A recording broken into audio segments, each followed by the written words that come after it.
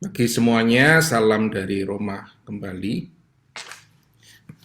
Mari kita mulai pembahasan kita pada hari ini. Saya share screen dahulu. Baik, hari ini kita akan berbicara tentang kasih Allah, satu manifestasi dari kasih Allah yang sangat penting, namun tidak nampak ya tersembunyi, tapi sangat berpengaruh dalam hidup kita. Kita mendasarkan firman Allah pada Injil Yohanes bab 4 ayat 10. Mari kita lihat Yohanes lebih dahulu. Kalau Anda ada kitab suci, bisa dibuka. Ya,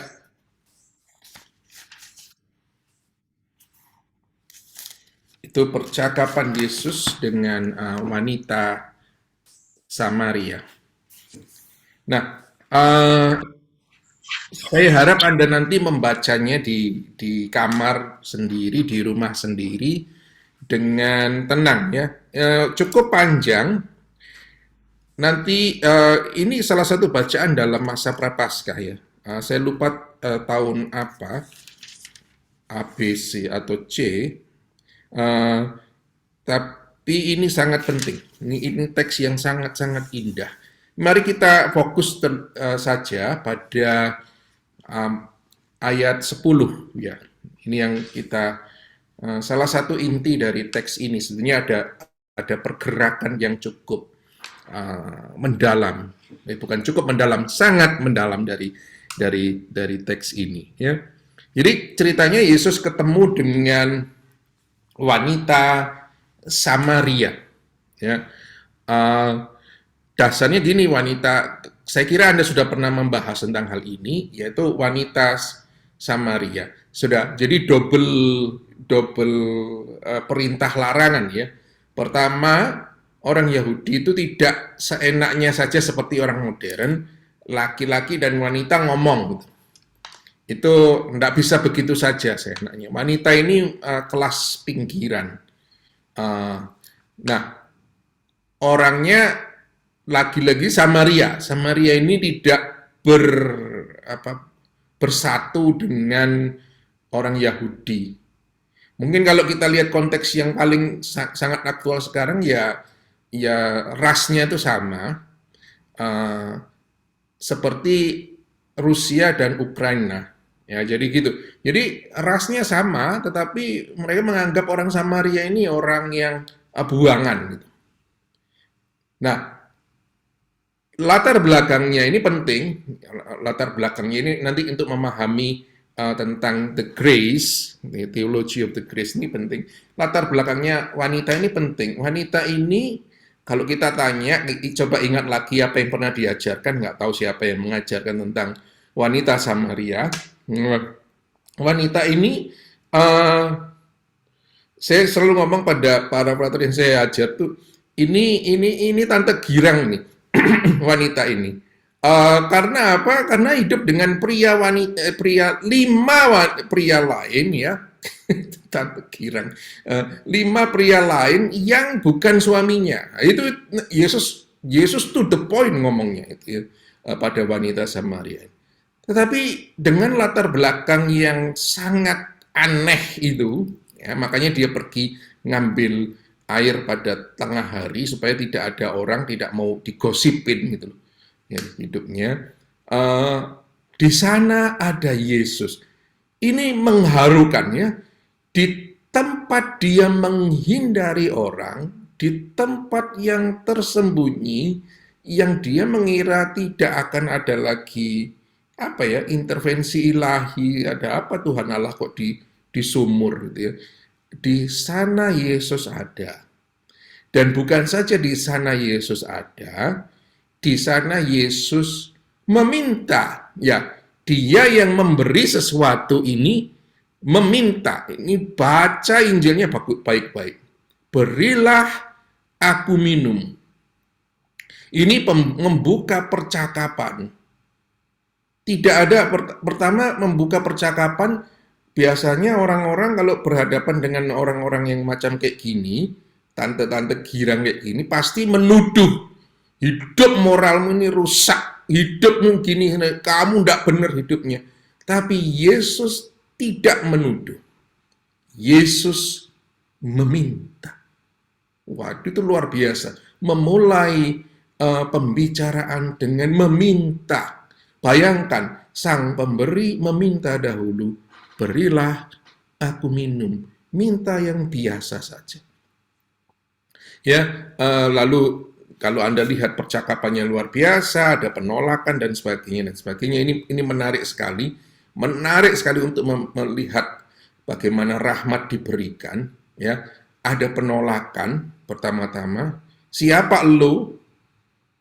Dan artinya ketika wanita itu mengatakan siapa lo, itu berarti lo siapa saya? Itu mau melindungi diri saya gitu.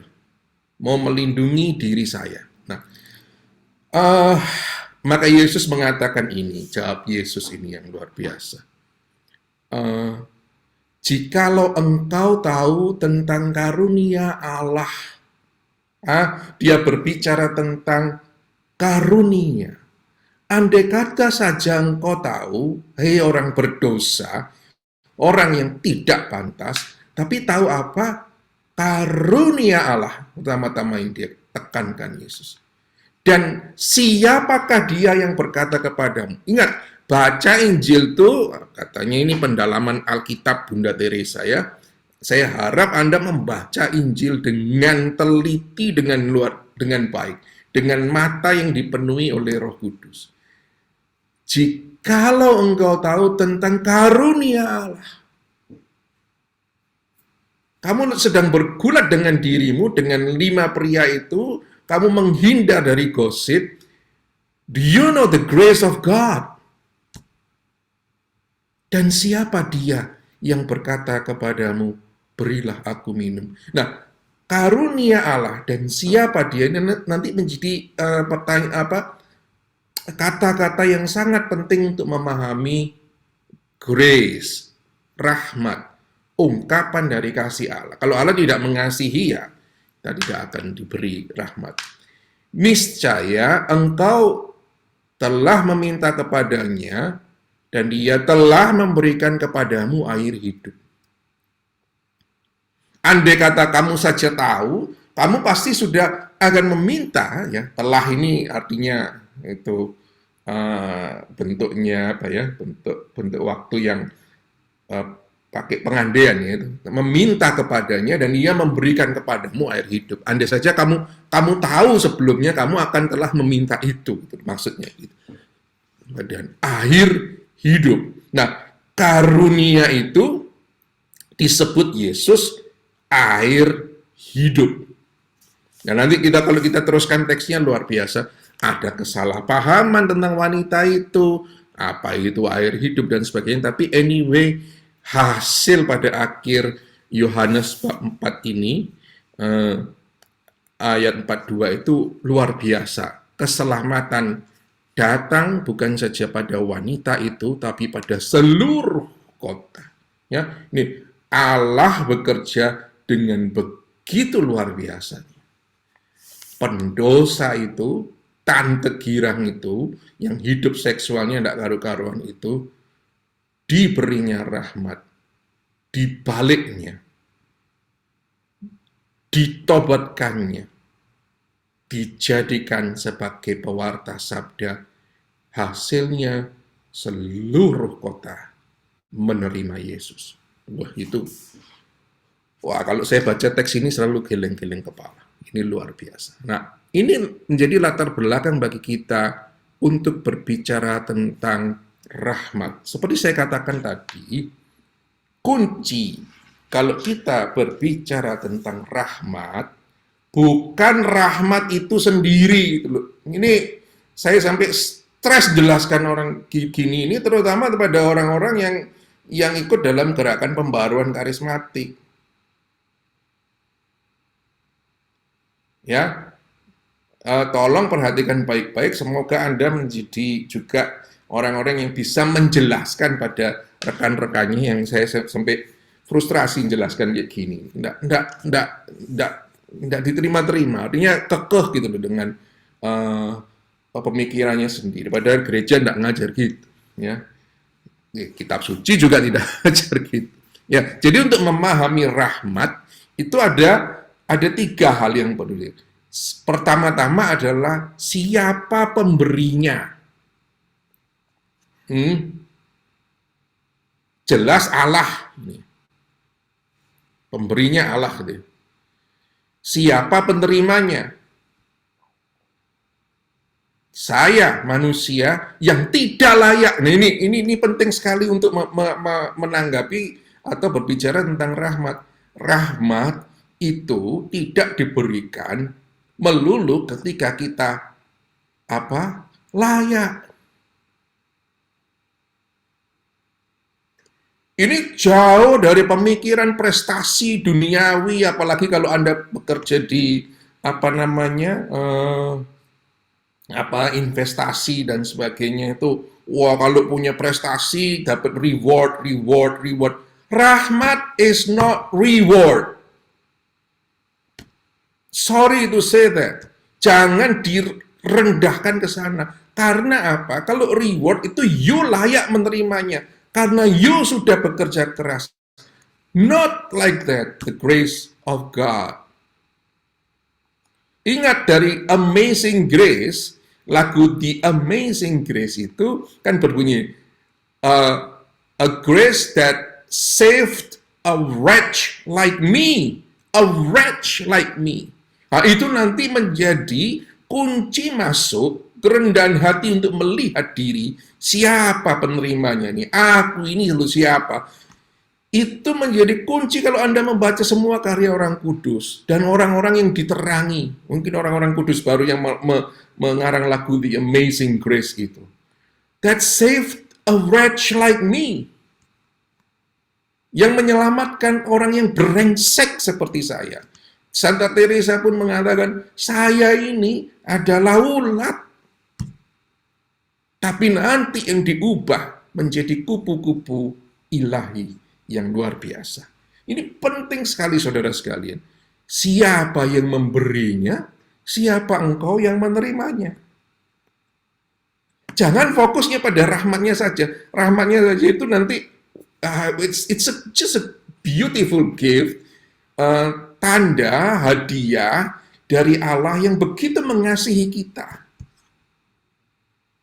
Tanpa sekali lagi jasa kita.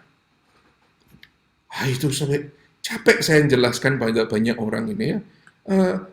Seolah-olah nanti misalnya kalau kita nanti kita ngomong tentang salah satu karunia spektakuler itu paling membuat saya frustrasi. Nah, oleh karena itu pertama-tama syarat untuk menerima kasih Allah yang berupa rahmat ini adalah mengenal diri.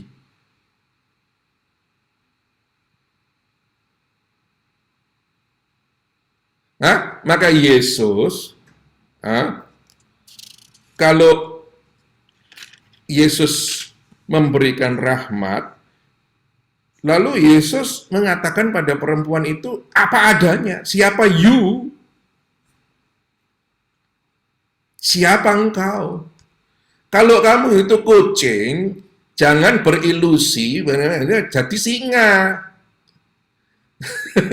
You are only a cat. Pusi, kecil, tidak ada. Bukan singa yang gagah perkasa itu. Jangan pretending, jangan berpura-pura. Percuma deh kayak gitu. Justru nanti rahmat tidak akan pernah masuk karena engkau menyombongkan diri. Maka Yesus ketika ada keterbukaan mulai dari orang itu, Yesus mengatakan, sebelum saya memberikan air hidup yang membual-bual yang luar biasa itu, ayat 16 nanti Anda lihat, pergilah, panggillah suamimu datang ke sini. Oh, suami, loh, enggak, guru, saya enggak punya suami. Dan Yesus mengatakan, tepat katamu bahwa engkau tidak punya suami. Karena engkau hidup sama 5 orang laki-laki, bukan suamimu.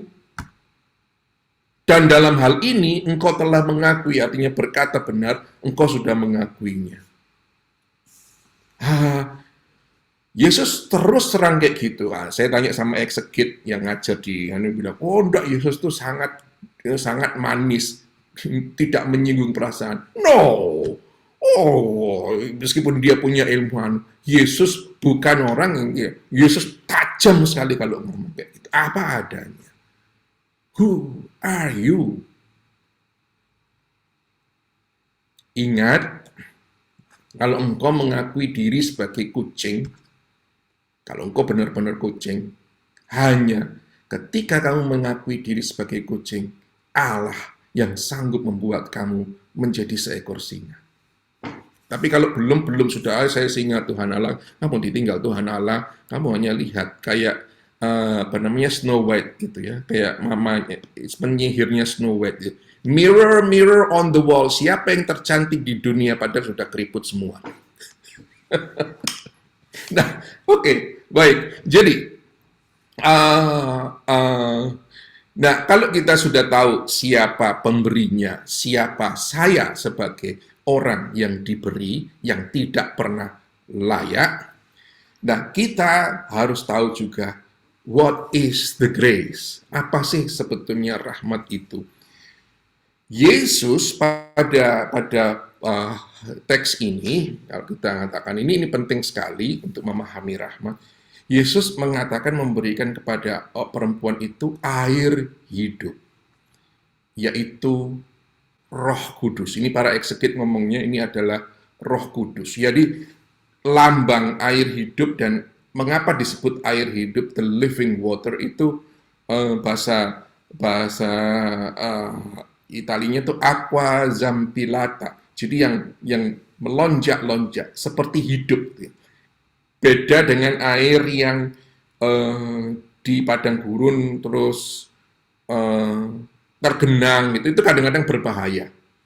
Seringkali berbahaya karena bisa beracun. Tapi kalau air yang mengalir, itu menunjukkan air yang jernih, bersih, membersihkan. Dan Yesus memakai, oh seperti itulah Roh Kudus. Nah nanti dalam teologi tentang Allah Roh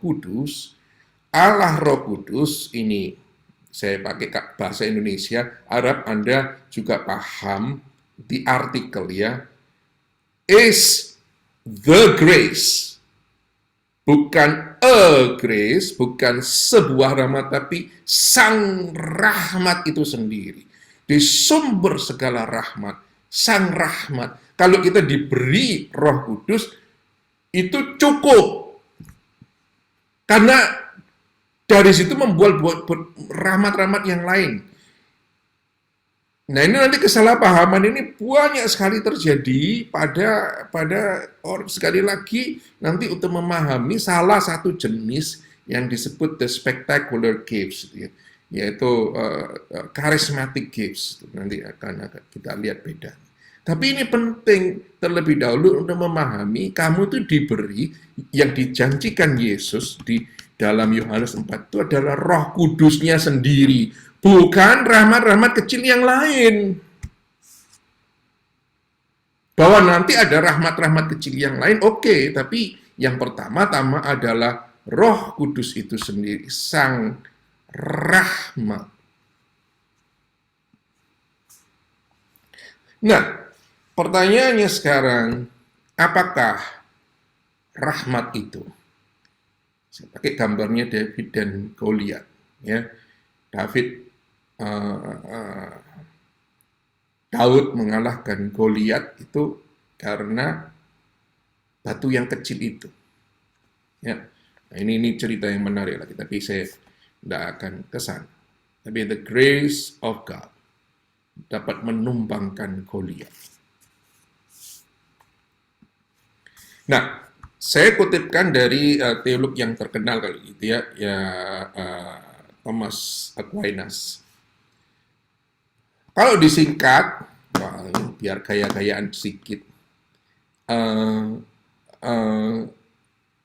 adalah ini, ad participationem divini boni. Ya, oke. Bahasa Latin terlalu rumit. Jadi, Jadi dari summa itu, ini yang saya dulu belajar teologi moral, padahal penting sekali tema rahmat, tapi ya gak pernah dikasihkan tentang rahmat. Makanya saya bilang ini gimana orang-orang bicara tentang moralitas, hidup bermoral, tapi enggak ngomong tentang rahmat. Ya, siapa yang bisa, siapa yang mau gitu. Nah, apa definisi Santo Thomas Aquinas tentang rahmat? Simple sekali, ya. Dia berkata rahmat adalah kasih istimewa. Hah? Kita ngomong temanya selama ini adalah Allah itu kasih.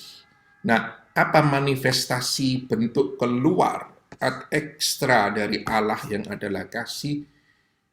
His grace, rahmatnya. Nah, rahmat itu apa? Kasih istimewa. Ya istimewa loh. Kata-kata yang dipakai adalah istimewa. Mengapa istimewa? Karena ini jenis kasih yang ini mengangkat manusia, ya, melampaui hakikatnya, ya, mengangkat manusia melampaui hakikatnya. Bacanya hati-hati, ya, bacanya hati-hati. Mengangkat manusia melampaui hakikatnya. Pertanyaannya nanti kayak gini, loh, kita menjadi lebih dari manusiawi kalau kayak gitu. Iya, jawabannya. Mengangkat manusia melampaui hakikatku sebagai manusia untuk mengambil bagian dalam kebaikan ilahi. Ya, untuk mengambil bagian dalam kebaikan ilahi. Ada kata mengambil bagian dalam kebaikan ilahi.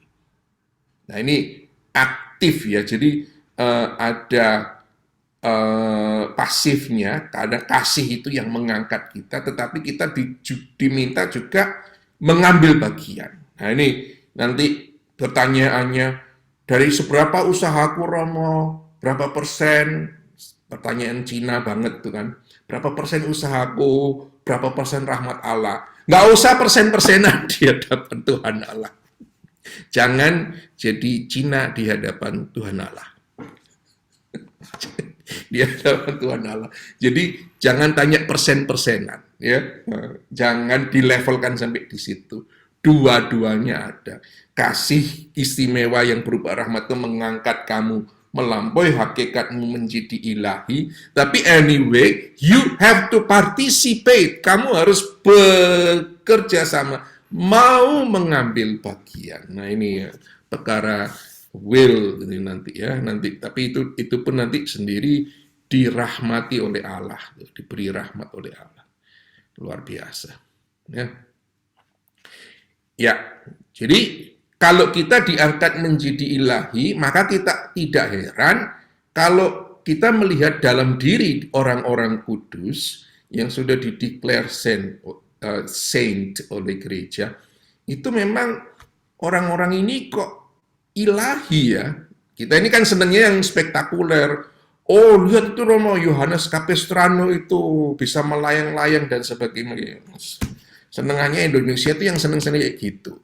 But that is not, ilahi itu bukan hanya itu saja. Ada banyak lagi kayak Francis of Assisi ya. Itu apa ya, kalau saya sebut bahasa yang dipakai di banyak YouTube yang dunia itu pakai residual gitu. Ya.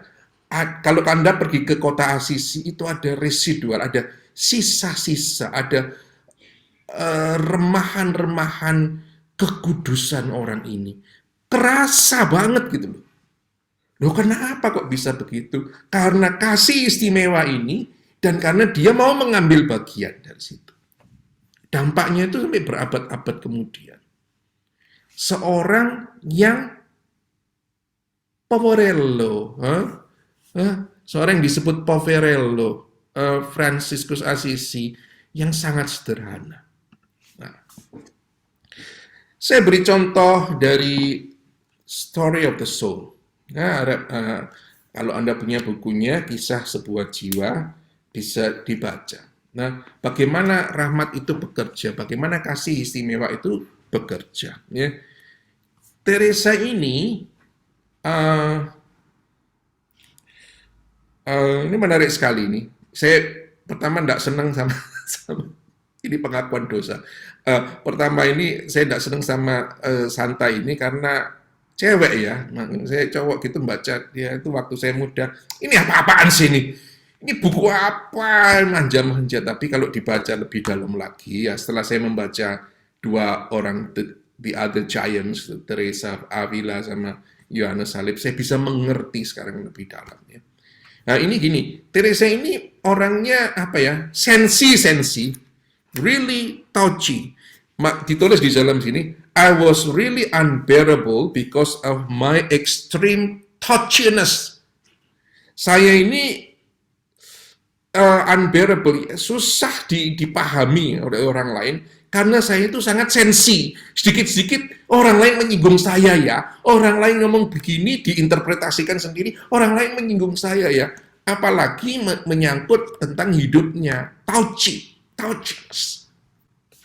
Nah, satu waktu dia mengatakan gini, saya itu loh kadang-kadang seringkali menangis. Ya. Tapi kalau saya sudah berhenti, saya bisa juga menangis lagi karena saya sudah menangis. Nah, ini kan aneh ini. Ya kalau kita lihat hidupnya, memang nanti hidupnya itu series of depression. Hidupnya dari rahimnya itu penuh dengan depresi.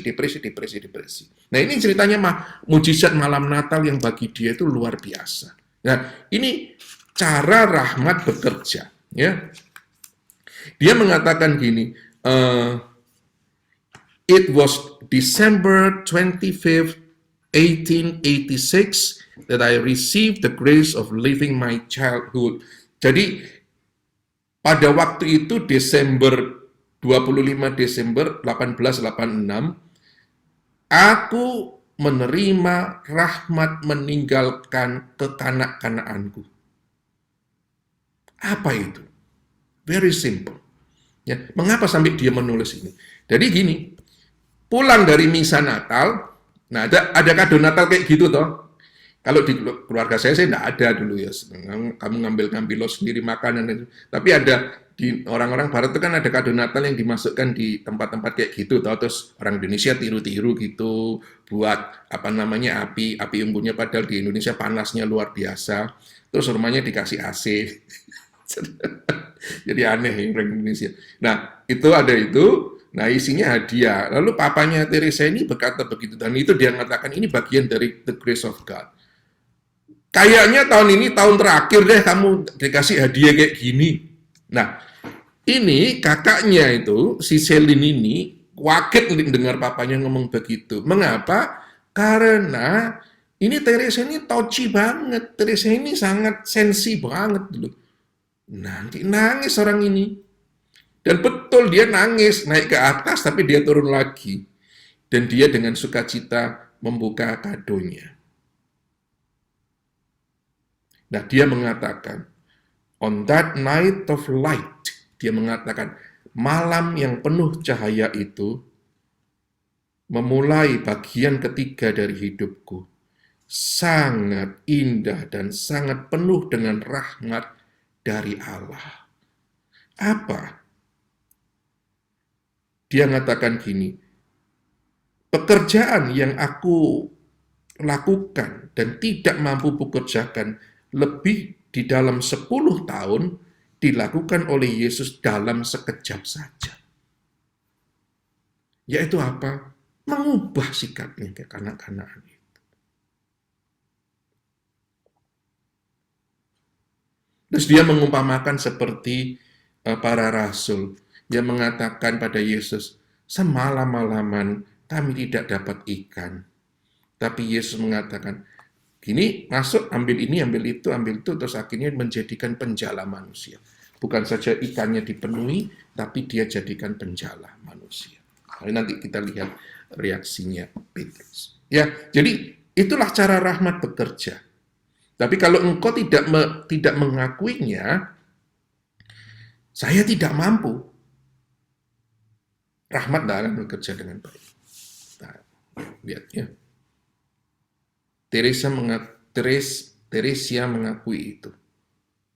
Apa yang tidak bisa aku kerjakan dalam 10 tahun, dalam sekejap dilakukan oleh Yesus. Nah, oleh karena itu, kunci dari memahami rahmat adalah rahmat itu memampukan kita. Memampukan kita untuk apa? Bukan untuk melakukan ini dan itu rahmat-rahmat kecil ya.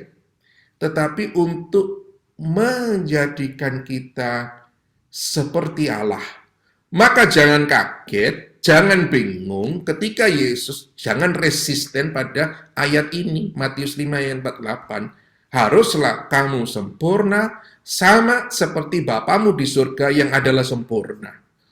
Loh, Yesus kok menuntutnya sempurna? Saya ini kan modelnya kayak begini, mana bisa sih ini Injil macam apa kan? Gitu kalau kita baca dengan kritis kan, tidak dengan saleh, itu pasti Anda akan menutup Injil itu seperti saya menutup Injilnya ini. Ini ngomong apa sih Yesus? Wong pengakuan dosa saya itu ya itu lagi sampai romonya bosan. Tapi anyway you said, kamu harus sempurna. Seperti Bapamu di surga, sempurna adanya. Saya cukup lama untuk mencerna ayat ini. Mengapa Yesus memberikan tuntutan yang sebesar itu? Well, finally saya menemukan jawabannya. Jawabannya adalah karena Yesus memberikan rahmat yang begitu besar, yang ditawarkan pada si wanita Samaria itu sendiri, juga kepada kita. Air hidup, Roh Kudus sendiri diberikan kepada kita.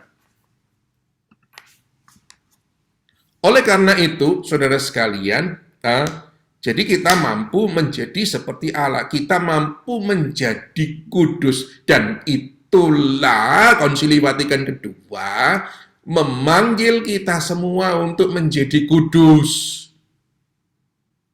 Yang berjubah maupun tidak berjubah. Saya selalu lagi berkata pada rekan-rekan saya, kalau semua orang dipanggil kudus dan sudah banyak buktinya umat itu kudus ya, apalagi yang berjubah yang secara khusus gitu loh.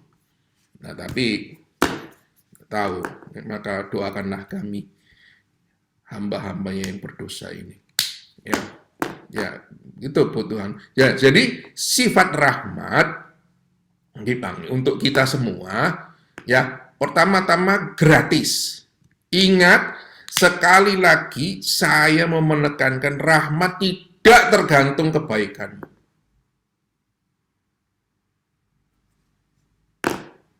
Ya, tidak tergantung jasa kita. Lawang gratis. Kita kalau diberi sembako gratis itu tergantung karena kita ini sudah memberi sumbangan pada pemerintah, sudah gini atau enggak, namanya gratis. Namanya aja gratis. Enggak ada apa-apa.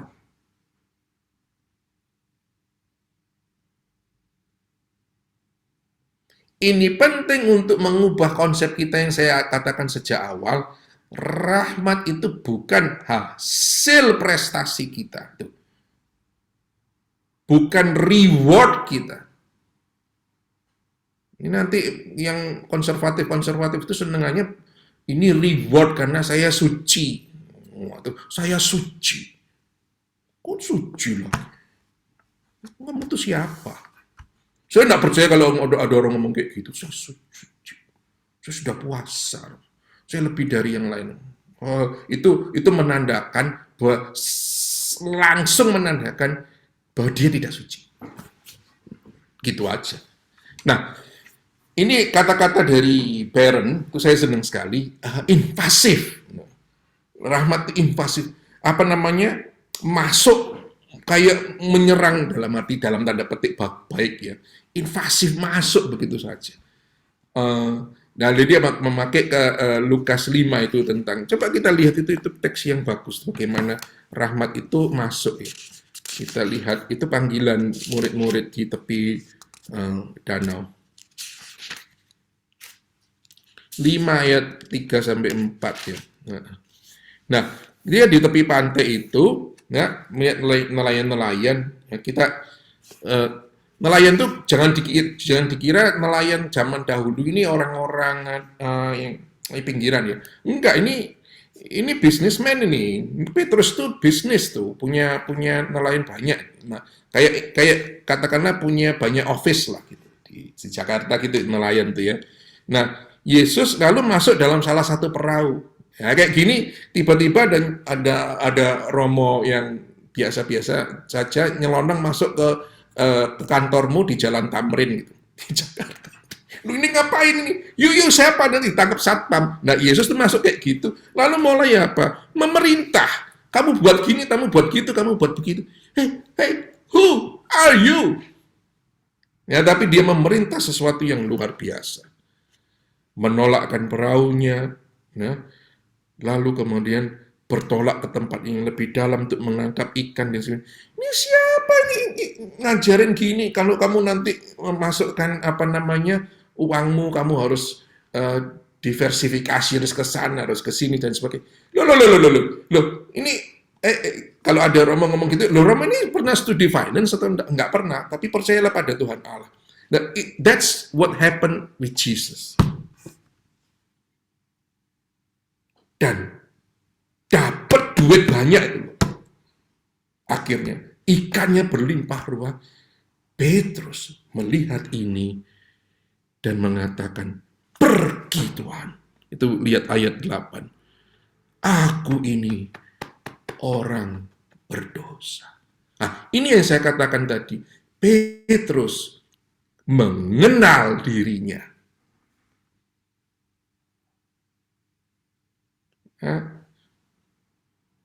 Banyak yang nanti episan orang-orang ini seringkali tidak mengenal dirinya. Ya. Nah, lalu kemudian Yesus naik lagi. Hei, saya bukan saja mengajari kamu untuk dapat untung banyak hari ini. Yes, kamu dapat duit, dapat ikan, tapi mulai dari sekarang, whatever you are, saya tidak peduli kamu berdosa, tidak berdosa, layak atau tidak layak, you akan jadi penjala manusia. Ya, jauh dari apa yang diharapkan dan tidak pernah diharapkan Petrus, itu yang diberikan. Maka rahmat itu juga berdaya guna, ya, berdaya guna dan aktif kalau ditanggapi. Kalau nggak ditanggapi juga nggak aktif gitu. Itu tanda bahwa Allah mengasihi kita. Nah, apa prinsip menanggapi rahmat? Nah, ini penting sekali, saudara sekalian. Pertama-tama bersyukur. Syukur. Ya. Kalau enggak syukur ya kebangetan gitu loh.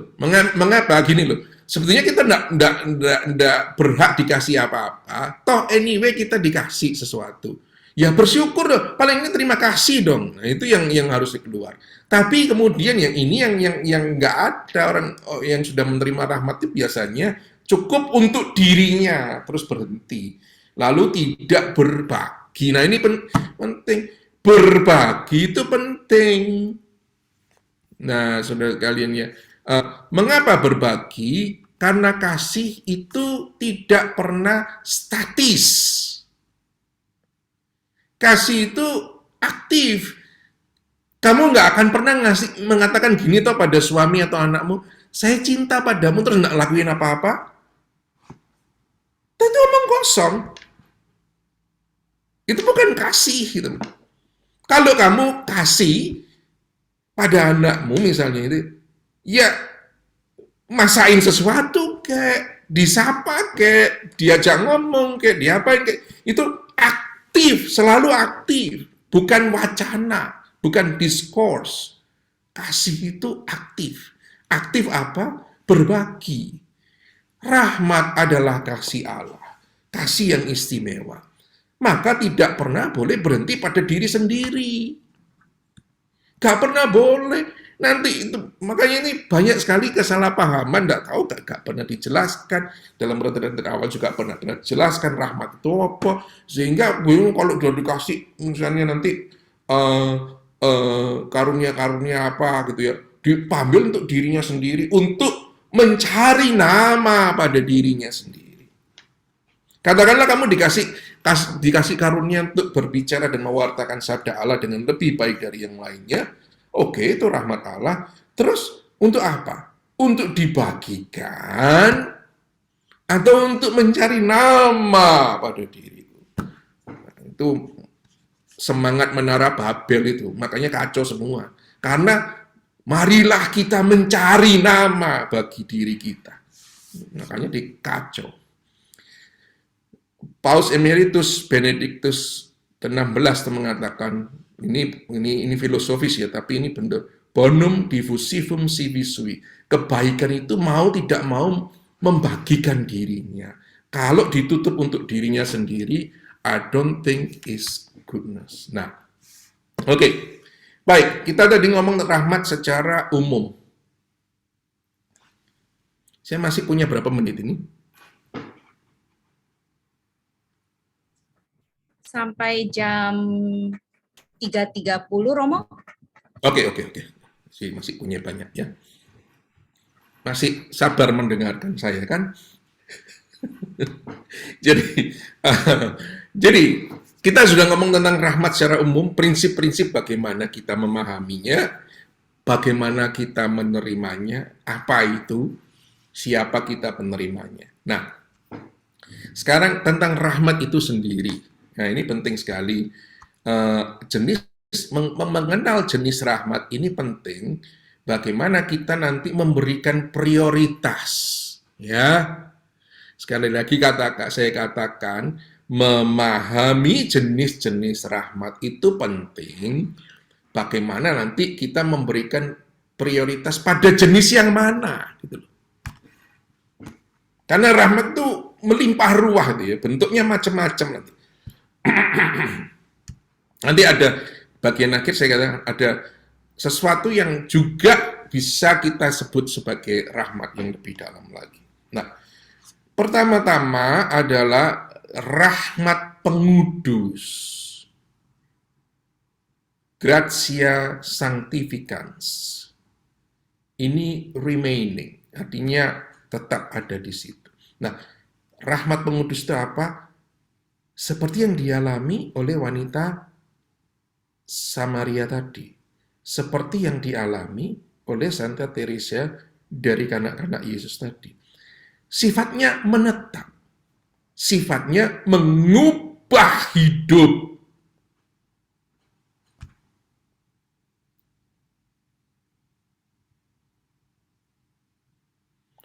Nanti rahmat yang kecil-kecil lain itu menyusul, itu gak penting. Kalau itu ndak ada pun ndak jadi masalah gitu loh.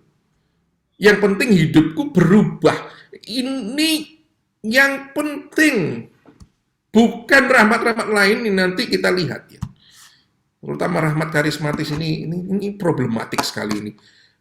Bukan rahmatnya tapi penerimanya yang problematik. Itu kami sampai kami itu banyak romanya paham dan sebagainya itu sampai capek loh jelaskan itu. Gak ngerti-ngerti itu ya. Jadi rahmat pengudus itu mengubah hidupku, ya. Gratia sanctificans, yang menguduskan, yang menjadikan kita kudus. Nah, ini nanti kata-kata Santa Teresa dari Avila yang besar ini sudah penting, ya. Dia mengatakan gini, ini pegang baik, saya tidak catat di sini ya. Dia mengatakan kayak gini, ada banyak orang dirahmati ini dan itu, dia tidak kudus. Artinya ada rahmat-rahmat kecil yang lain, lebih-lebih rahmat karismatis, yang sifatnya nampaknya spektakuler. Ya. Teresa mengatakan ada banyak dirahmati itu basicnya dia tidak kudus. Tetapi ada orang yang tidak menerima apa-apa, artinya rahmat-rahmat yang karismatis itu, dan dia kudus. Nah, ini salah satu buktinya dari hidup Santa Teresa dari kanak-kanak Yesus. Dia tidak menerima banyak mujizat atau yang spektakuler-spektakuler itu kok. Kalau Anda baca hidupnya itu, hidupnya penuh dari kacamata orang yang modern yang menekankan prestasi, hidupnya penuh dengan dalam tanda petik kegagalan demi kegagalan, depresi demi depresi. But she is the doctor of the church. Ya, itu yang saya senangnya luar biasa. Ya, jadi hidupnya diubah menjadi kudus seperti Allah sendiri. Nah, ada rahmat disebut yang rahmat penggerak. Ini sifatnya temporary, untuk menggerakkan saja. Apa itu disebut the actual grace? Itu gratia operans dan cooperans. Ya, jadi rahmat yang bekerja gini loh. Kalau kita ini satu waktu dalam kegelapan kita saya lihat seringkali wawancara dalam YouTube dan sebagainya. Ada orang-orang, saya itu dalam kekalutan hidupku kok kayaknya ada sinar yang mengajak aku ke sana, ke arah yang baik. Pertobatan. Ini rahmat yang menggerakkan. Jadi, lihat nih, Allah itu begitu murah hatinya, bahkan untuk memulai menerima rahmat, dia memberikan rahmat. Untuk dia mulai perjalanan, ya Tuhan, aku mau berjalan di jalan-Mu untuk menerima rahmat yang menguduskan itu. Ada luar biasa. Betapa murah hatinya Tuhan Allah. Maka saya katakan dari tadi, rahmat itu tidak tergantung prestasi kita. Sorry to say that. Sorry, sekali lagi saya ulangi lagi. Rahmat tidak tergantung dari prestasi kita. Dan yang terbawah, nah ini saya katakan terbawah, saya ulangi lagi, terbawah. Karena seringkali yang ini ditaruh di atas, banyak orang, adalah rahmat karismatis. Gratia gratis data yang diberikan dengan cuma-cuma begitu saja. Why? I don't know. Karena Tuhan Allah tahu dan murah hati, itu saja.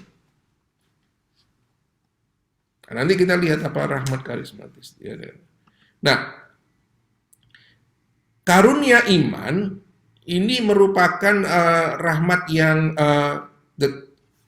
iman, harapan, dan kasih itu merupakan karunia rahmat yang gratia sanctificans. Ya. Jadi, kalau dalam sistem keutamaan, iman, harapan, dan kasih itu disebut theological virtues. Artinya, tidak ada bedanya dengan rahmat. Dicurahkan dari atas, diberikan. Yang membuat kita fides, quaerens, intellectum.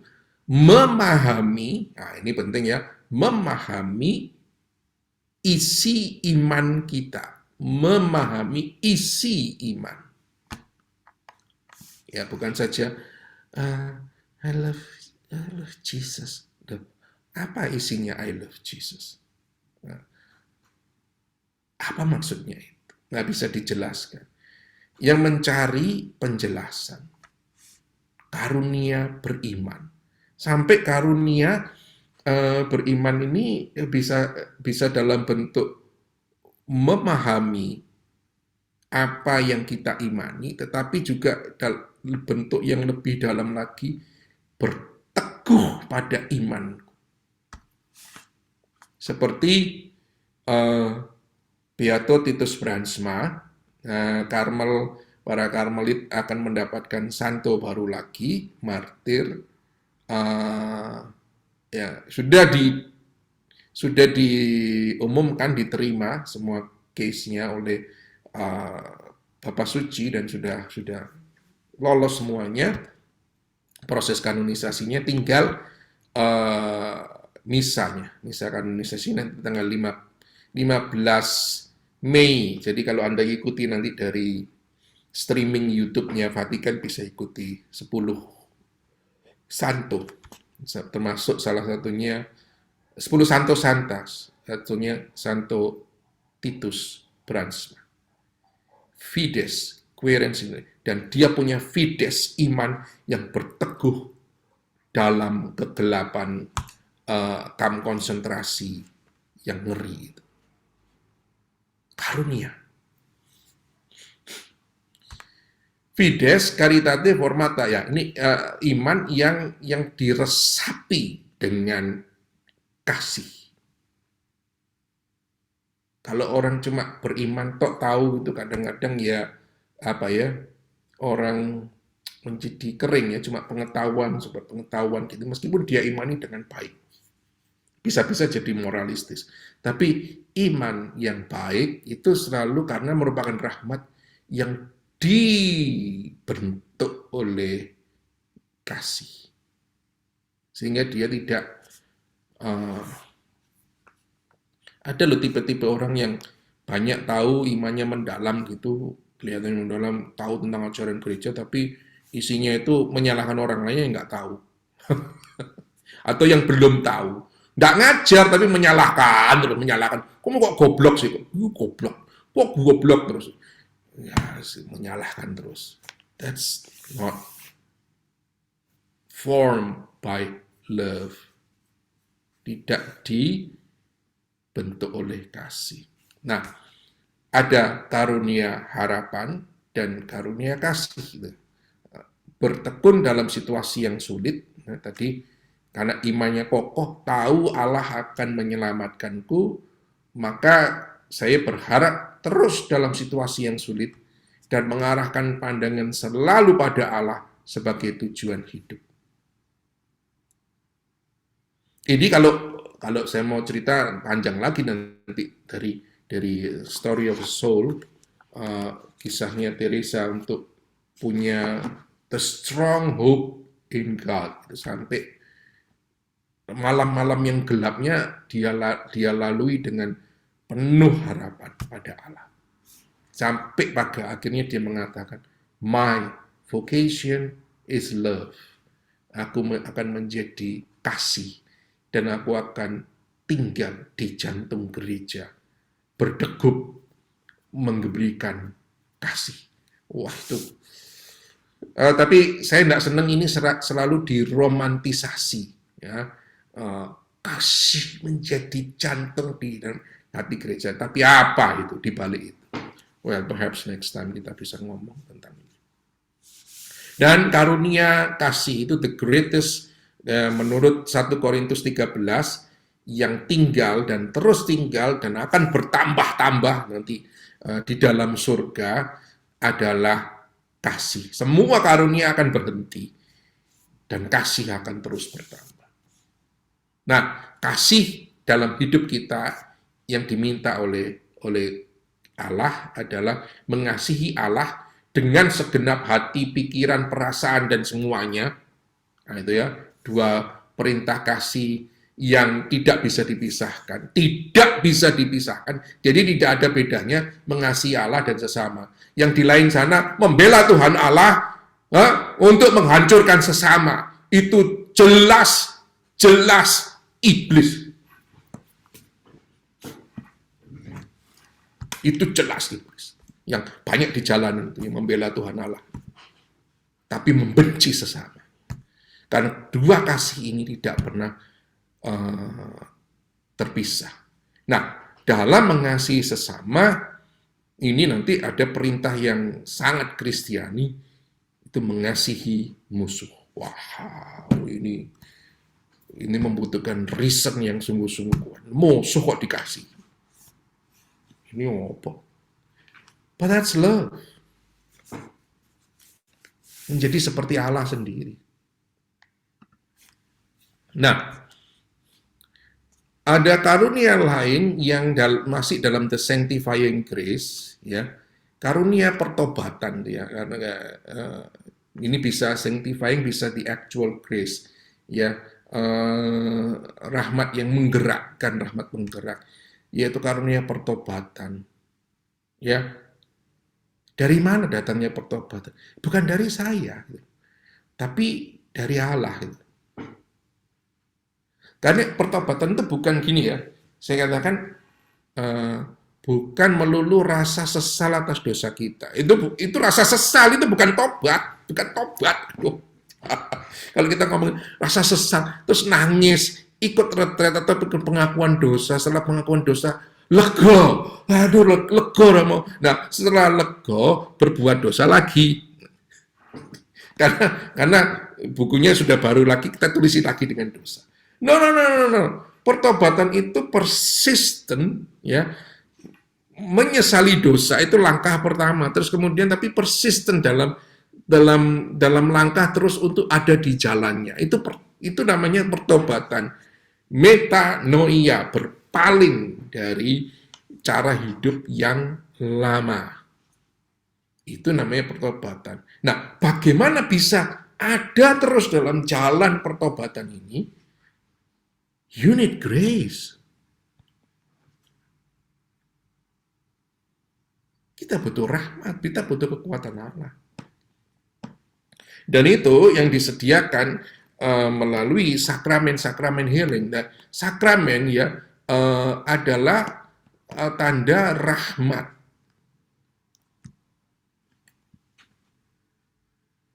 Signum efficax gratiae, kata Santo Agustinus. Tanda rahmat yang efektif. Sekali lagi kita ngomong tentang rahmat. Kalau rahmat itu apa ya? Kasih istimewa Allah. The sacraments of healing. Di mana saja itu? Di dalam sakramen tobat, di dalam sakramen Ekaristi, di dalam sakramen pengurapan orang sakit. Itu sakramen of healings. Dan karunia pertobatan ini membuat kita berbangga bahwa saya adalah redeemed persons. Pribadi-pribadi yang sudah ditebus oleh darah yang kudus. Aduh, saya jarang loh mendengar orang Katolik ngomong dengan penuh keyakinan. Saya bangga karena saya sudah ditebus Yesus Kristus. Karena gak ngerti. Yang diajari di waktu katekumen apa saja saya tidak ngerti. Mungkin tidak. Nah, sekarang ini spectacular gifts ini yang saya katakan ini penuh dengan problematik. Bukan rahmatnya yang problematik, tapi penerimanya ini yang problematik. Yang saya sungguh loh, ini saya berkeluh kesah ya. Saya capek menjelaskan tentang ini pada banyak orang. Karena kekeh pikirannya yang keliru itu loh kekeh masih. Ya. Disebut spectacular gifts oleh banyak teolog, termasuk teolog besar Yves Congar dan saya lain. Ini dia ngomong karena dari Bapak Gereja pun ngomong ini sebagai spectacular gifts. Ya karena apa? Karena ini memang bentuknya nanti spectacular gitu loh ya. Itu berbahasa roh, prophecy, dan healing. Ya. Sabda kenabian, mengucapkan sesuatu yang bisa berkaitan dengan masa depan atau berkaitan dengan situasi tertentu karena Allah. Tapi semua ini karena Allah. Dan healing, itu misalnya penyembuhan dan sebagainya. Itu karunia ini karena Allah. Dan saya baru lihat kemarin di YouTube ada seorang, aduh saya ngeri. Ini, dikelilingi oleh murid-muridnya, penyembuhan dan sebagainya. Aduh, saya ngeri. Orang awam yang melakukannya. Ngeri sekali. Ya, gak boleh sebut namanya deh. Cuma saya ngeri aja lihat gitu. Lalu glosolalia, ini karunia bahasa roh. Bahasa roh. Ini yang buat saya capek, jadi saya bolak-balik menjelaskan. Entah capek menghadapi orang yang menolaknya, ya. Nggak ada tuh bahasa roh, nggak ada. Gila itu orang karismatik itu. Loh, buka kitab suci, Pak. Kamu itu loh, ya nggak ada. Loh, ya kalau gitu sobek aja kitab sucinya. Gitu. Nah, itu satu sisi. Yang satu sisi yang lain tuh, ini bahasa rohnya itu sudah seperti romo-romo karismatik yang luar biasa itu. Romo nanti karismatik enggak. Wakit saya tanya ini. Artinya kamu bisa bahasa roh atau tidak? Apa urusannya mengatakan romo ini bahasa romo itu tidak bahasa roh, lalu itu karismatik atau tidak karismatik? Saya pernah tanya itu pada salah satu kelompok ya, level keuskupan ini saya tanya ini. Kalau ada seorang tidak bisa berbahasa roh, dia boleh masuk dalam PD-mu, tidak bisa jawab semua. Jawabannya pasti iya, tapi tidak bisa jawab semua. Terus dia katakan, Romo berdasarkan buku, ada seorang ibu yang, berdasarkan buku yang ditulis Monsinyur ini, Monsinyur itu. Saya bilang, Monsinyur ini, Monsinyur itu. Ada banyak ribuan Monsinyur yang nulis buku, belum tentu benar. Saya bilang gitu. Dan gelar Monsinyur itu yang paling dikritik oleh Tata Suci kan. Tidak semua diberikan pada uskup. Tidak semua Monsinyur itu uskup. Gitu. Ini romo-romo yang itu pakai pakaian kayak uskup-uskup itu mengira dirinya uskup. Gitu. Itu yang tidak disukai oleh Tata Suci. Dan kembali lagi ke glosolalia. Glosolalia itu karunia berbahasa roh, berbahasa sebenarnya itu apa ya? Karunia untuk bergumam. Karunia bergumam ini bangga-bangga. Merasa diri lebih hebat, lebih suci daripada yang lain. That's the point, kamu salah. Gitu. That's the point, kamu salah. Gitu. That's the point, kamu tidak mengerti karunia ini apa. This is the grace of prayer. The beautiful grace of prayer. Yang membuat kamu bisa berdoa dengan intim, hati ke hati dengan Bapamu. Untuk apa? Untuk membangun gereja. Nah, spectacular gifts ini tadi, makanya masih dalam ada kategori rahmat semua. Gunanya untuk apa? Gunanya bukan untuk diri sendiri, tetapi untuk membangun jemaat, membangun gereja. Begitu dipakai untuk pamer diri sendiri, you fail. Gitu saja. Dan banyak yang fail di sini. Oh, itu banyak kok. Saya kalau habis melayani pencurahan roh itu banyak yang nangis-nangis datang pada saya. Karena apa? Romo, tolong ditumpangi tangan lagi, saya belum dapat. Romo ditumpangi tangan lagi, saya dapat. Dikira saya ini. Saya kira punya energi apa gitu, terus gitu terus. No, saya bilang gitu, no. Saya sudah jelaskan 1 jam sebelumnya, kamu tidak mau dengar. Nangis, sakit hati. Ya, salah. Kalau sakit hati sama saya nggak peduli.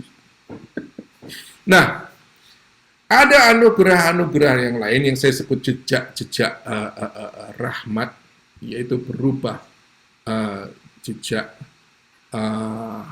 anugerah kehidupan. Setiap detiknya ini merupakan rahmat Allah. Setiap detik hidup kita. Nafas kita, detak jantung kita, aliran darah kita. What is that? Harta kekayaan adalah rahmat, iya, tetapi saya bilang ini jejak saja ya, hati-hati. Thomas Aquinas mengatakan juga, harta kekayaan itu tidak berarti pada dirinya sendiri. Nah, orang sibuk mencari arti pada harta kekayaan itu sendiri, ya kan nemu-nemu. Harta kekayaan itu gunanya untuk, sekali lagi, kalau itu part of the grace, adalah untuk dibagikan. Makanya jangan mengikuti Injil, gereja dengan teologi kemakmuran, karena itu tidak cocok dengan yang satu, yang terakhir ini adalah jalan salib. Ya, anugerah kehidupan ini membuat kita sebagai contingent, itu artinya kita ini seharusnya gini loh. Ada atau tidak adanya kita, itu yang ens contingency, maksudnya gitu, kontingensi kita itu, ada atau tidak ada kita itu, tidak berarti apa-apa gitu. Kalau ada orang meninggal, ya mungkin ditangisi cuma sebentar, setelah itu ya lupa. Kalau hidupnya, apalagi hidupnya tidak benar, ya sudah dilupakan. Dunia berjalan itu aja tanpa kita. Loh, kamu itu jangan menganggap dirimu itu terlalu berarti. Enggak, kita enggak punya arti apa-apa. But, nah ini ada ketapinya, kita yang tidak punya arti apa-apa itu disebut gambar dan rupa Allah. Jadi ada artinya apa-apa. What a gift. Dan gambar ini nanti dalam baptis, nah ini teologi baptis luar biasa, diubah, diangkat lagi menjadi anak Allah. Wah, itu gila. Makanya saya selalu merinding dan nangis kalau saya memercikkan air suci pada malam Paskah dan menyanyi syukur kepadamu Tuhan, sumber segala rahmat. Nanti kalau malam Paskah, coba direnungkan lagi atas baptis yang mulia. Harta kekayaan seperti saya katakan tadi, as such does not have any meaning. You can become crazy rich Asians, but you don't have any meaning. Ya lihat aja filmnya ini. Akhirnya richness doesn't have any meaning as such. Karena richness itu harus menjadi for the greater purpose, for sharing. Hanya kalau itu yang terjadi, engkau mempunyai makna dan bermakna bagi orang lain. Dalam bahasanya ibu-ibu karismatik itu, saya memberkati kamu dengan, kalau memberkati ya jangan hanya 100.000, berkati buka dompetmu yang lebih besar lagi, transfernya lebih banyak lagi. Sharing, jangan pelit-pelit. Jadi orang Katolik jangan pelit-pelit ya. Saya tahu orang Katolik ini saya nggak pelit. Dan finally jalan salib. Apa ini the greatest question of all. Apakah suffering ini memukakan hukuman? Kalau hukuman, mengapa Tuhan memanggil jalan itu? Yes, ini pertanyaan yang agak sulit, ya, tapi saya kira bisa menjadi sebuah jalan menuju kemuliaan, jalan dari sabda bahagia, jalan dari keselamatan. Dan ini menjadi rahmat. Saya mempunyai seorang adik yang sudah meninggal. Saya pernah sharing di sini. Dia autis selama hidupnya dan menjadi autis dependent ya hidupnya pada keluarga.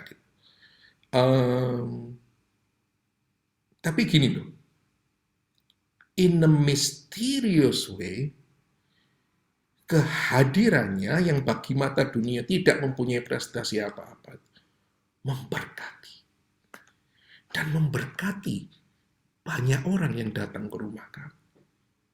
Melihat dia. Itu saya selalu ngomong kalau berdoa pada dia setiap hari, thank you sudah menjadi berkat, saluran berkat Allah yang luar biasa.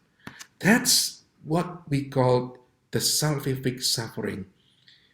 Penderitaan yang menjadi jalan keselamatan. Dan jalan itu adalah jalan salib.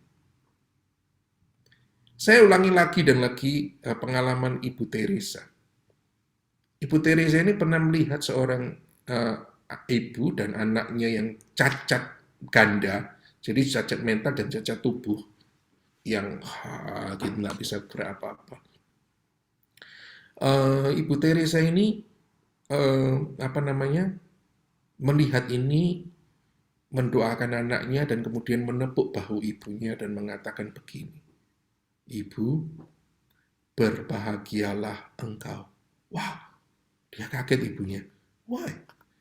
Berbahagialah engkau karena kita tidak pernah tahu bagaimana nasib dunia tanpa orang-orang yang menderita seperti anakmu. Dan dalam arti tertentu, engkau sendiri. Tapi berbahagialah engkau. Mata seorang mistik melihat kedalaman rahmat Allah dan keselamatannya pun dalam jalan salib. Semoga kita selalu dikagumkan oleh kasih Allah yang memanifestasikan diri dalam bentuk banyak rahmat yang tak terhingga. Tuhan Yesus memberkati. Para Bapak dan Ibu sekalian, bila ada pertanyaan boleh di chat atau mau ditanyakan langsung, dipersilakan. Apakah ada? Oke, sepertinya semua sedang mencerna ya Romo, sedang menghayati dulu. Oke Romo, mungkin pertanyaan dari saya kali ya Romo. Tadi soalnya koneksi saya sepertinya agak buruk, jadi saya nggak dengar. Jenis rahmat itu kan ada rahmat pengudusan, penggerak, dan karismatik. Rahmat pengudusan itu adalah yang rahmat yang seperti dialami oleh Maria ya Romo ya, yang sifatnya tuh menetap dan mengubah hidup. Pertanyaan saya gini Romo, kalau kita sudah menerima karunia Roh Kudus dan sudah mengubah hidup kita ya Romo ya, tapi kalau suatu saat kita jatuh lagi, tentunya itu hidup kita sepertinya kembali lagi kepada nol ya. Dan apakah kita butuh lagi untuk rahmat pengudusan itu? Kita minta lagi kah atau memang sudah ada stay di dalam hidup kita gitu. Terus yang kedua, apa bedanya dengan rahmat karismatik ya Romo? Itu aja sih pertanyaan saya. Gini, yang kedua dulu, rahmat karismatik itu bisa ada, bisa enggak gitu. Tidak menetap. Jadi misalnya the gift of prophecy ya, misalnya orang kadang yang seringkali disebut sabda pengetahuan, saya enggak, itu misalnya itu ya, katakanlah itulah ya, the gift of prophecy belum tentu benar ya, tapi banyak orang dipersepsi itu. Itu tidak selalu ada dalam dia tiap kali kok. Bahasa roh itu tidak setiap kali ada dalam dirimu setiap kali kan. Ada momen-momen tertentu temporary gitu yang diberikan pada kamu. Jadi tidak menetap itu bentuknya.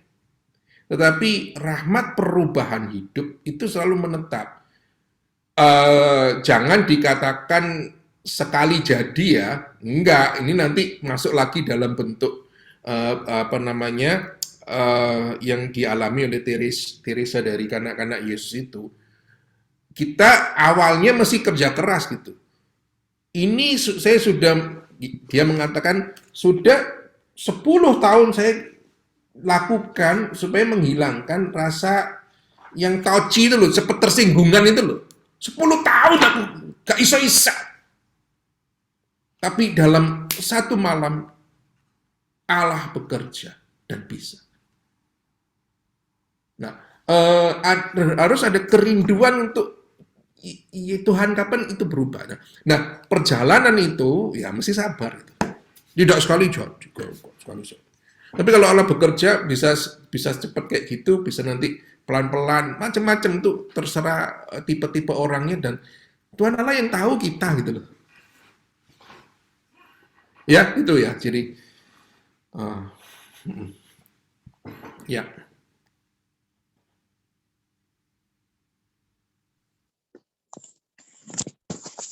Terima kasih Romo untuk penjelasannya. Bapak dan Ibu sekalian, apakah ada yang mau menanyakan?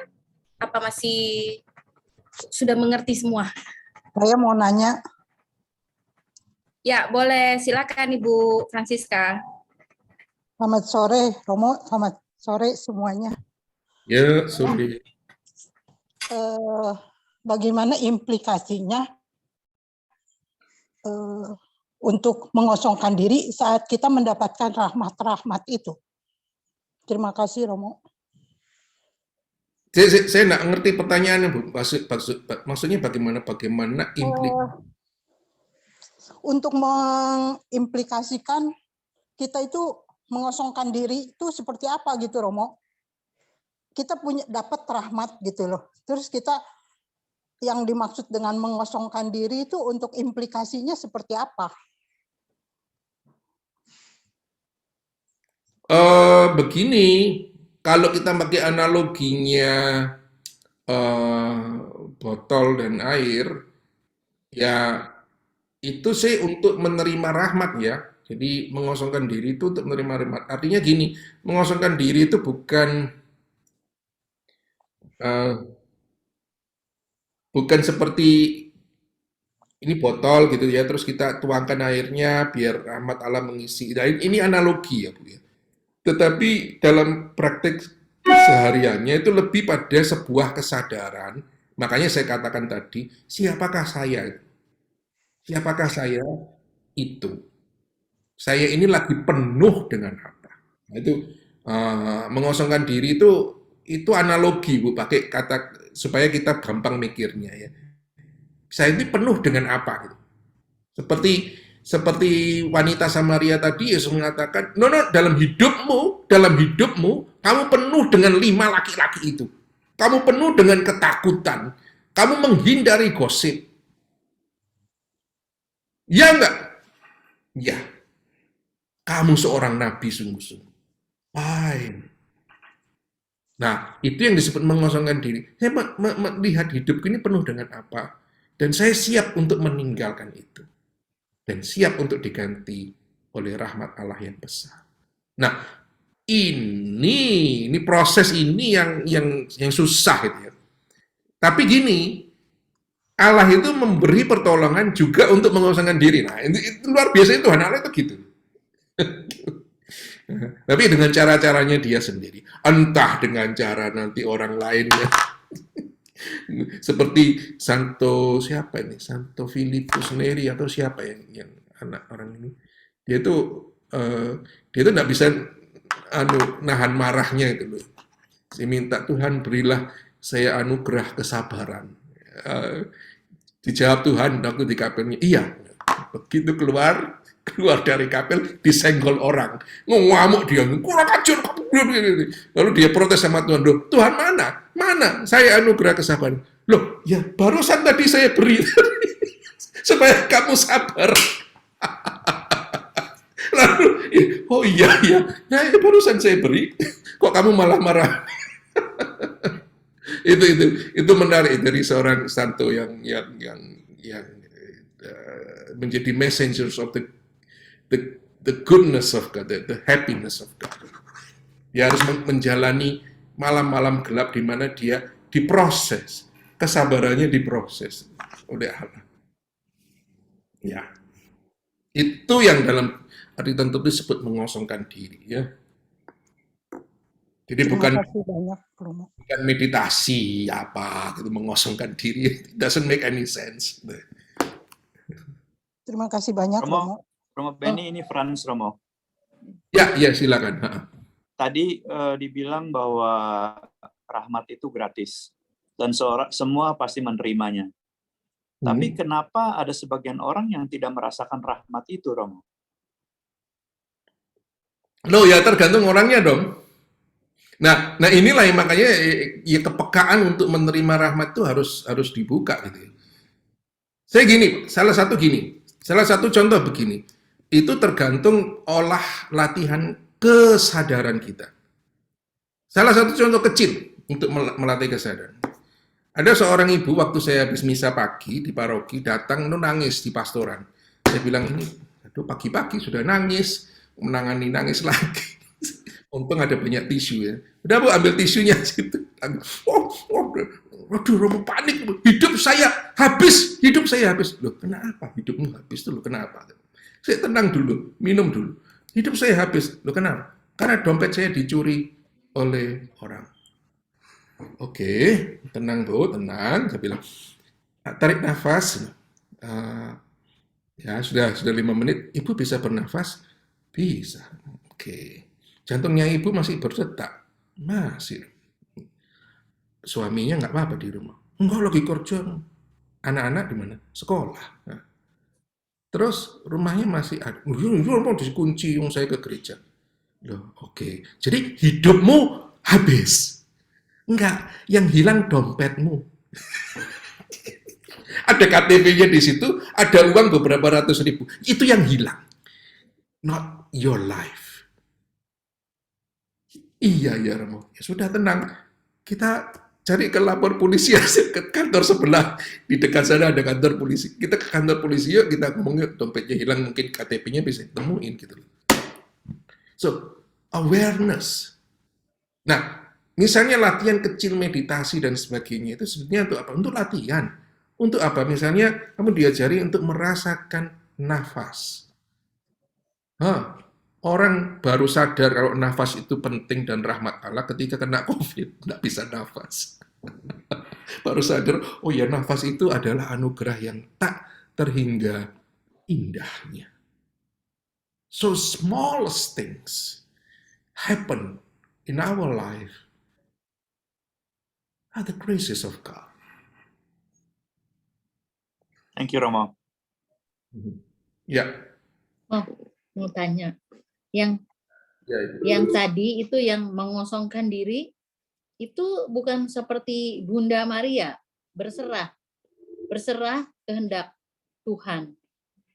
Sehingga rahmat itu, dan memang kadang kita itu harus perlu kekuatan itu dengan kerendahan hati. Ya, Kayak seperti itu ya, Mas. ya, salah satu contoh yang teladan yang luar biasa adalah Bunda Maria dengan mengatakan, "Who am I?" Anak aku ini adalah hamba Allah, maka dia membuka, "Terjadilah padaku menurut apa yang kamu kehendaki." Itu kata-kata yang sulit ya. Whatever it is, just let it be. Biarlah itu terjadi. Ini kata-kata satu pembukaan diri, pengosongan diri yang luar biasa dan siap untuk diajar Allah jalan-jalannya. Nah, tapi ini saya baru membaca Injil itu dengan kacamata yang baru ketika saya membaca bukunya Paus Benedictus, Jesus of Nazareth itu ya. Dia melihat teks yang ya, kitab suci ini selalu baru ya. Salah satu ayat yang saya selalu tinggalkan ketika saya membaca Lukas bab 1 itu.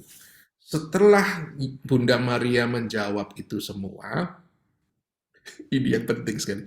Apakah ada tepuk tangan? No. Apakah ada pujian dari malaikat? No. Jawabannya adalah yang penting adalah malaikat itu meninggalkan dia sendirian. From that time on, she has to walk alone with his God, with her God. Percaya pada Allah. Sendirian, saya merinding ketika baca buku itu, mati aku. Wow, jawabannya itu begitu.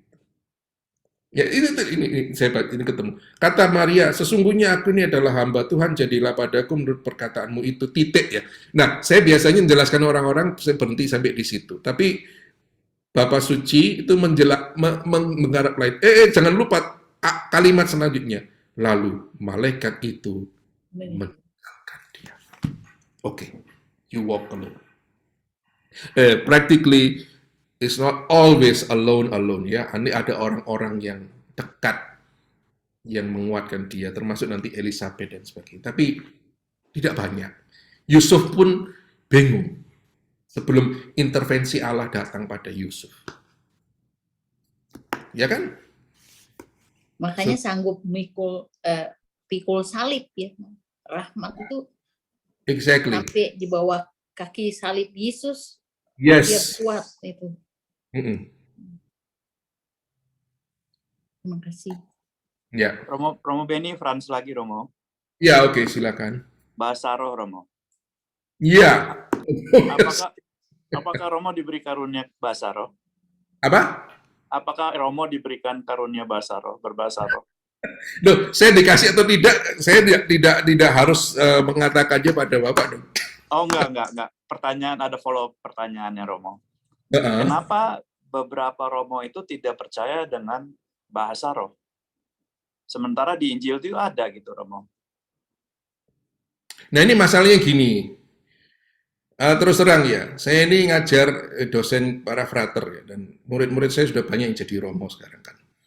Saya selalu mengatakan pada mereka begini, apa yang kami ajarkan pada kamu selama 10 tahun kurang lebih itu belum mencakup semuanya. Ada banyak yang harus kalian pelajari. Dan tahbisan itu tidak menandai bahwa engkau berhenti belajar. Engkau mesti belajar dan belajar terus. Firman Allah lebih-lebih lagi itu selalu hidup, firman yang hidup. Nah ya terserah mereka, mau belajar, kalau nggak mau belajar ya sudah. Ya sudah. Saya selalu mengatakan gini, percuma saya jelaskan dengan teologi yang muluk-muluk. Pertama engkau tidak mau belajar, yang kedua ya engkau tidak ada keterbukaan hati. Titik. Thank you. Ya. Kasih Romo. Ini ada pertanyaan masuk di chat, boleh saya bacakan? Silakan. Ya, Romo bagaimana menjelaskan ya Romo, saat memberi malah kita bisa berbahagia. Saat memberi kita bisa berbahagia.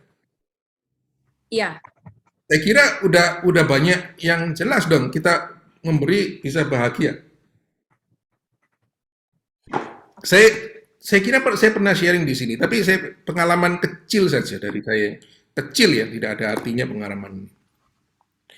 Begini, waktu saya masih di Indo, gitu, kan beberapa kali sering mengajar dari Malang saya ke Surabaya itu pagi-pagi. Itu kan waktu itu saya nyetir pagi itu ya, malamnya nyetir sampai tidur di rumah Karmel, lalu saya mengajar salah satu kampus gitu ya. Lewat lampu merah masih banyak anak-anak yang jual koran itu kan ya. Nah, saya biasanya beli itu sama anak-anak begini nih. Saya karena keluarga kami, mama itu waktu masih tinggal di rumah yang di tengah kota itu pernah berikan sepeda untuk anak-anak ini, itu luar biasa. Anak-anak itu mereka berjuang untuk hidup, dia jual koran. Nah, makanya saya selalu punya pengalaman anak-anak gini nih, saya mesti bantu. Mereka nggak minta-minta. Di kantong saya tuh ada uang 20.000, saya beli Jawa Pos 1 gitu, kembali kan ada ya. Saya bilang, gak usah dek. Terus kebetulan lampunya udah hijau gitu. Saya jalan pelan gitu kan, antri jalan. Anak ini mengejar saya, bayangkan, yang saya berikan saya berapa? 20.000, katakanlah korannya 10.000, hanya 10.000 ya, dari uang saku saya. Dia mengejar sampai menganui mobil saya, lalu dia memberikan dada. Saya masih ingat pandangan mata dan lambaiannya dan gerak mulutnya yang saya katakan, terima kasih. That's so expensive. Tidak terbayarkan.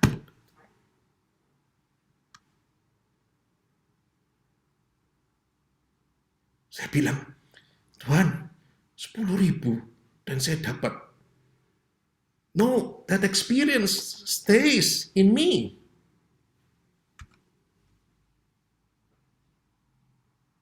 Maka saya percaya kalau ada kata-kata kan banyak kutipan-kutipan saleh gitu, tapi ini that's a good one. Ketika Tuhan menaikkan standar rahmatnya pada kamu, naikkanlah standar kemurahan hatimu untuk berbagi pada orang lain. Dalam bahasa yang lebih filosofis, saya kutip tadi Benedictus, bonum diffusivum sivi sui. Kebaikan itu dengan sendirinya membagikan diri. Kalau engkau tidak membagikan diri, I don't think you are a part of the goodness.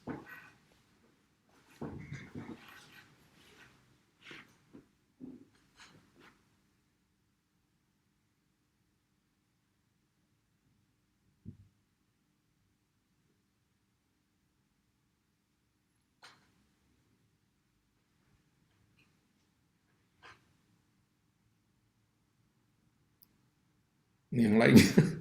Cindy. Ada di Ya, sorry Romo. Sinyal saya sepertinya jelek, ini lagi hujan gede banget di sini. Maafkan. Romo, ini saya ada satu pertanyaan lagi.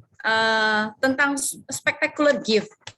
Kan katanya untuk membangun jemaat atau gereja ya Romo ya. Let's say kita ngomong di dalam gereja Katoliknya kita Romo.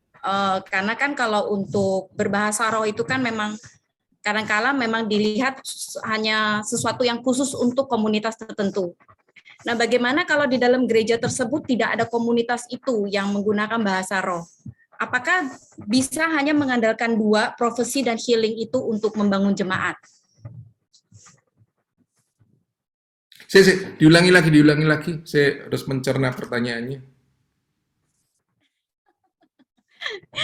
Ya Romo, kalau spectacular gift itu kan ada 3 ya, bahasa roh, bernubuat, sama menyembuhkan. Kita kalau ngomong dalam konteks di dalam gereja Katolik, kan Ya. tidak semua dalam gereja Katolik paroki ya, Romo ya. Itu kan tidak semua itu ada namanya komunitas tertentu yang menggunakan bahasa roh. Nah, apakah dengan hanya bernubuat dan menyembuhkan itu juga dianggap sebagai bisa membangun jemaat, atau harus benar-benar punya 3 spectacular gift tersebut gitu, atau salah satu juga boleh gitu? No, yang saya sebut the spectacular gifts itu macam-macam gifts itu 3 itu ya. Masih ada satu lagi saya kira ini. Tapi yang terkenal itu 3, yang disebut Yves Congar itu salah satu 3. Nah, tidak harus semuanya dipunyai. Aduh, kok minta semuanya? Aduh, itu gimana? Jangan banyak-banyak dong, untuk kekenyangan kamu gemuk nanti, berlemak kamu. Makan aja dikurang. Jangan minta semuanya. Salah satu aja. Itu cukup gitu untuk membangun jemaat. Nah, gini, masalahnya Santa Teresa dari Avila, dokter gereja ini mengatakan, kalau kamu tidak dapat spectacular gifts, it doesn't matter. Kamu, makanya tadi saya katakan, yang mengapa saya ada urutan rahmat itu, yang penting mintalah sanctifying grace supaya hidupmu berubah. Itu jauh lebih penting daripada kamu bisa bahasa roh, tidak bisa bahasa roh. Nah, karena itu semua the spectacular gifts, spectacular they are, doesn't have any meaning untuk perkembangan hidup rohani kita. Hanya untuk membantu, ya ini maksudnya spectacular gifts itu ya, kalau kita membahas rahmat, hanya untuk membantu kita, membantu orang lain gitu loh. Ya, hanya untuk membantu kita, membantu orang lain. That's the function of spectacular gifts. Bukan, nah bahayanya spectacular gifts itu adalah apa? Karena sifatnya spektakular kan. Kalau kita ngomong, waduh, yang lain-lain cuma bisa bahasa Indonesia, yang ini bisa bahasa waralabalabalabala, warawalabalabala, itu spektakuler ya. Wow, wow, so holy. Nah itu bahayanya. Itu bahayanya. Karena itu bisa menjadi jalan masuknya untuk menjadi sombong. Kamu bisa sentuh orang, resting, lalu dia sembuh dari anu. Wah, itu bahayanya. Karena it's spectacular, it's dangerous. If you cannot handle it, better to say, thank you, no.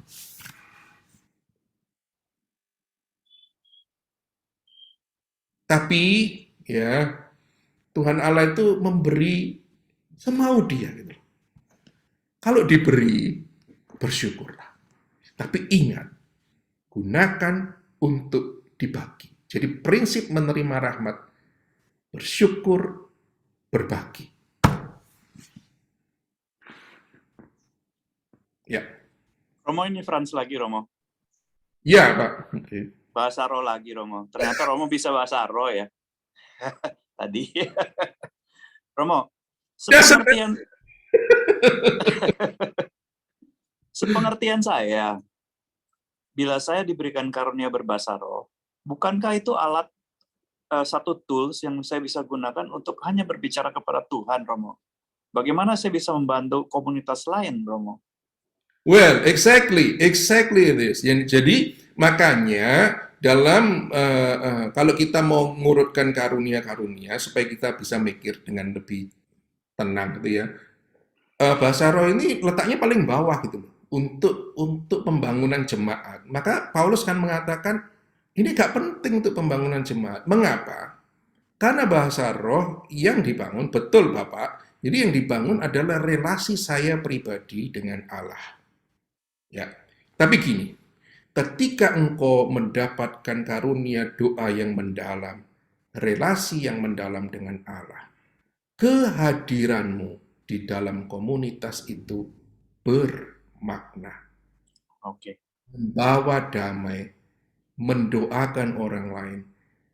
That's when where you are building the church. Itulah tempat di mana engkau membangun gereja. Tapi Ingat ya, karena ini karunia doa, letaknya itu tersembunyi, itu hidden.